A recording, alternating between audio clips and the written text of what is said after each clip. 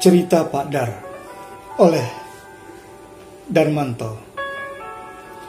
10 hari ketiga di bulan November ini, ingatanku melayang ke 30 tahun yang lalu.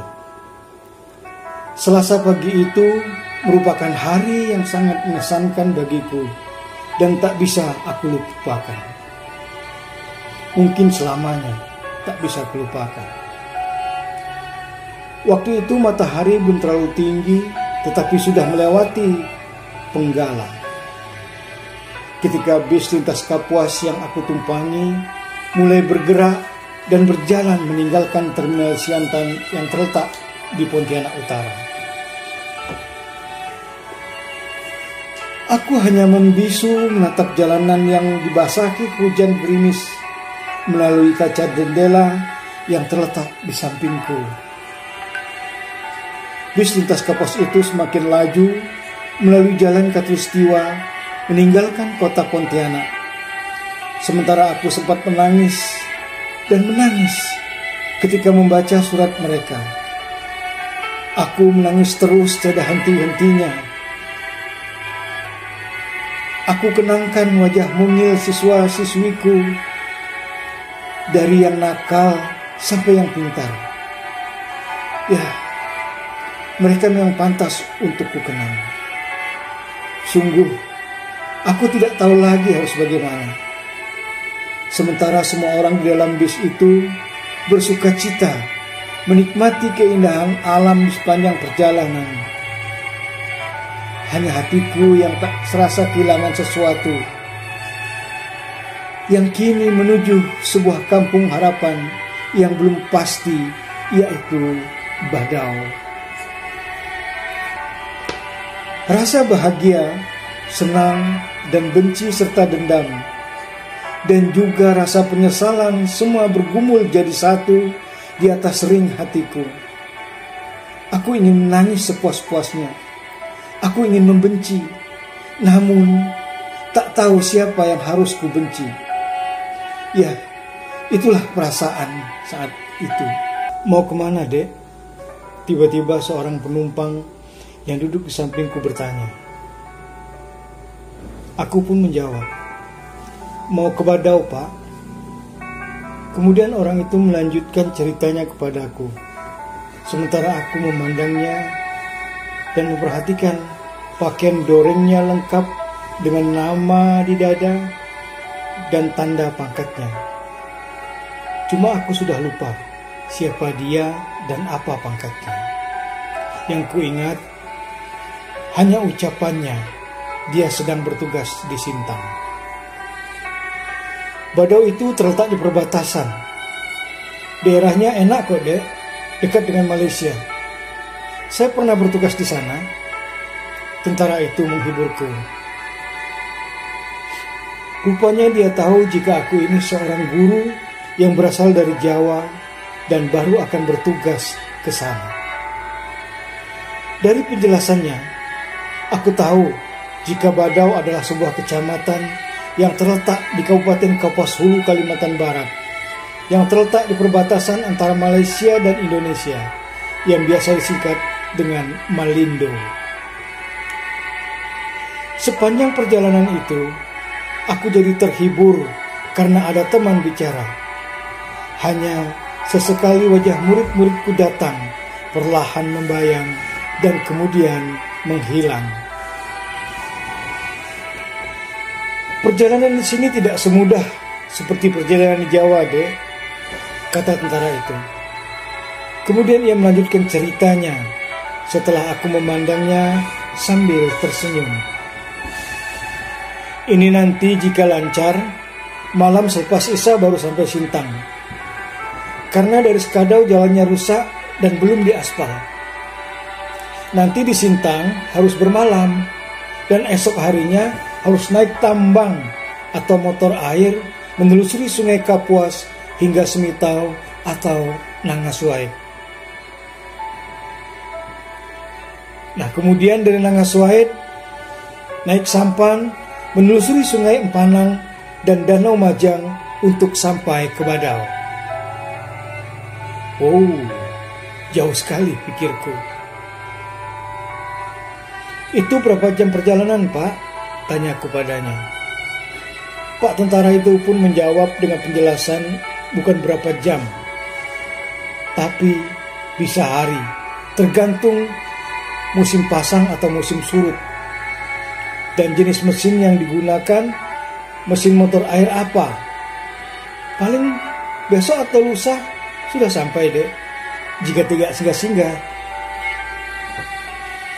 Sementara aku mendengarkan cerita tentara itu sambil membayangkan betapa perjuangan dalam perjalanan ini. Tak terasa, tiba-tiba bis lintas Kapuas perlahan berhenti untuk menunggu peri penyeberangan ketika sampai di Semuntai. Semua penumpang pada turun. Ada yang memanfaatkan ke toilet, kemudian ke kedai kopi yang ada di sekitar penyeberangan itu. Tak terkecuali aku. Ku pesan secangkir kopi hitam untuk kunikmati sambil memperhatikan derasnya air sungai Kapuas. Setelah kuteguk beberapa seruput kopi itu, sambil kuisap sebatang rokok filter, ku baca kembali surat yang diberikan murid-muridku tadi. Sungguh di luar dugaan, jika mereka menaruh perhatian yang begitu dalam padaku selama aku bertugas sebagai guru tidak tetap di Madrasah Sanawiyah Al-Anwar. Ya, aku memang tidak tahu isi hati mereka yang sejujurnya. Aku tak tahu mana ungkapan mereka yang sesungguhnya. Sementara ini, aku hanya tahu dari tangisan mereka dan isi surat yang tersusun begitu rapi dan sendu di hati. Kepada Bapak Darmanta di perjalanan. Assalamualaikum warahmatullahi wabarakatuh. Pak Dar yang kami hormati, ketika Bapak membaca surat ini, mungkin Bapak sedang dalam perjalanan meninggalkan kota Pontianak di mana kami berada. Ya, hanya surat inilah yang dapat kami berikan kepada Bapak untuk mengiringi kepergian Bapak.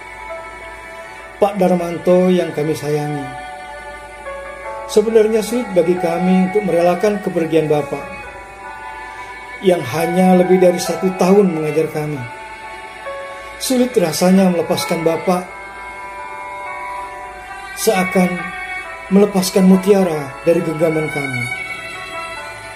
Tapi kami pun menyadari, di mana ada pertemuan, pasti ada perpisahan. Dan Bapak bukan hanya milik kami, tetapi milik semua orang yang membutuhkan Bapak. Ya, berbahagialah siswa-siswi SMP Negeri Badau yang akan mendapatkan guru yang guru yang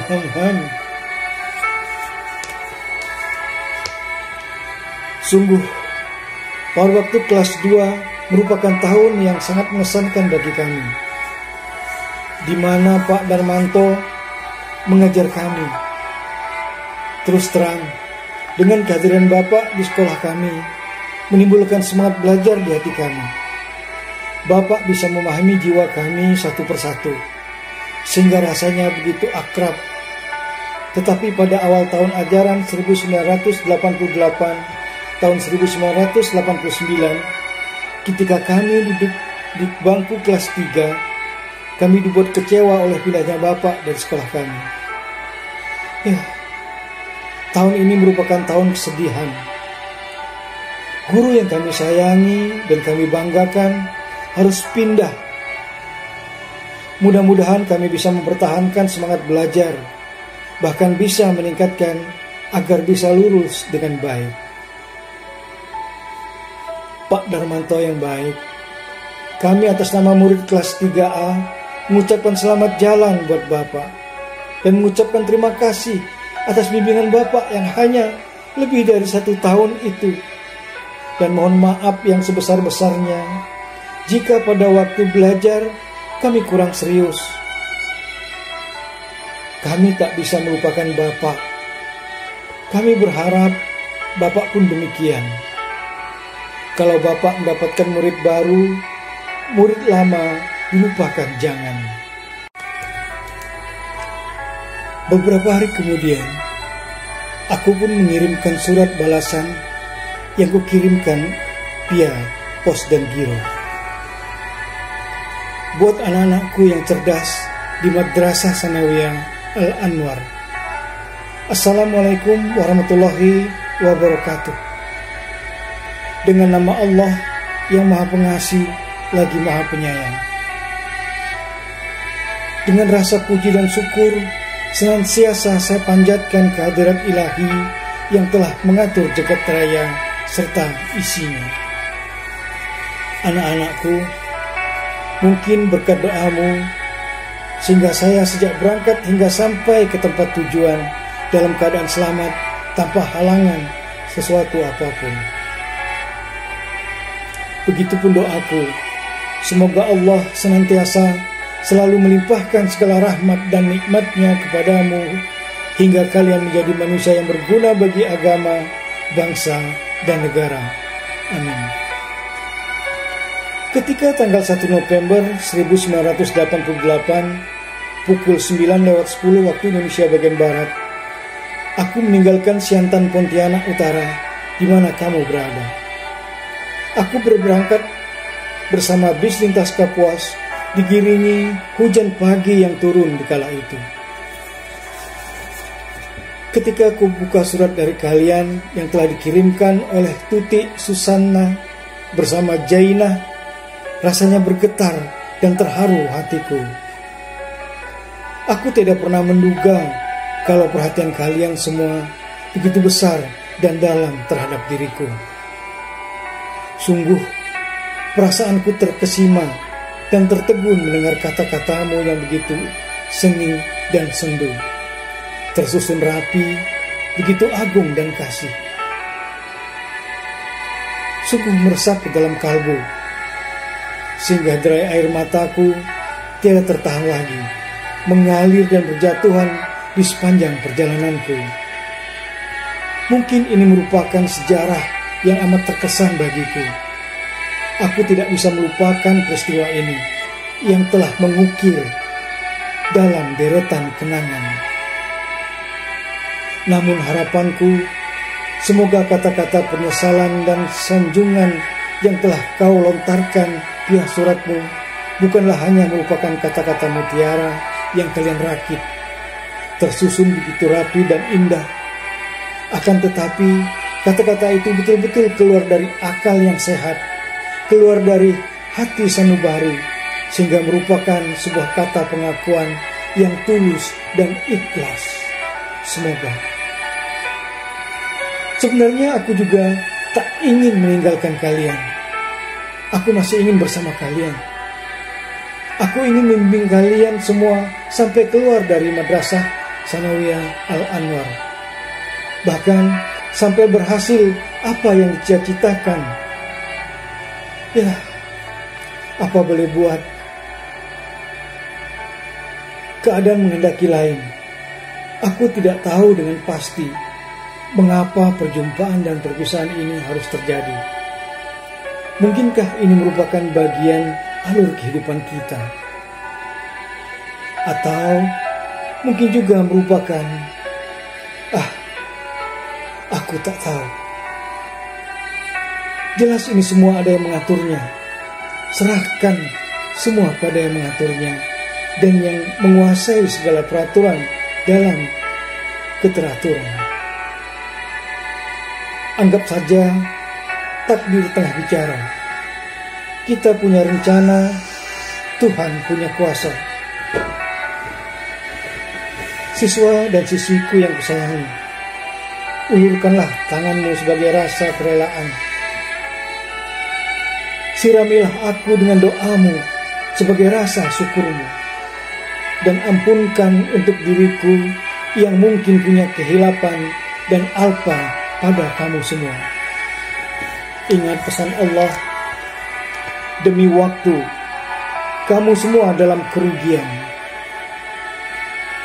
Kalau kata Ebit GAD, waktu tak pernah mandek bergulir, menyiasati kelam kabut, menawari celah keberuntungan, dan jaringlah matahari. Bahkan pernah juga seorang pujangga dari Pakistan, Dr. Alamah Syekh Muhammad Iqbal, berpesan kepada umat Islam dimanapun berada, di dunia ini tidak ada tempat untuk berhenti. Siapa lamban berarti mati. Siapa bergerak, dialah di depan. Siapa diam sejenak pun pasti tergilas.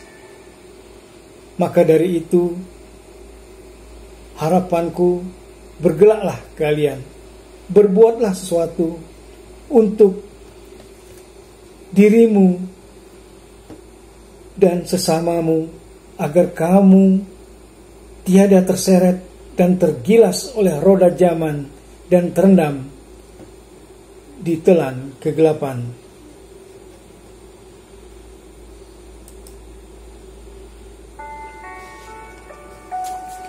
Siswa dan siswiku, maafkan aku jika aku ada salah. Kini aku sudah jauh terpencil di sudut desa, di tepian Borneo. Aku tidak bisa memberikan apa-apa yang lebih berharga buatmu, kecuali hanya pesan dan pengajaran, serta doa yang tulus. Semoga kalian sukses dan mendapat ridho dari Allah Azza wa Jalla. Amin ya rabbal alamin.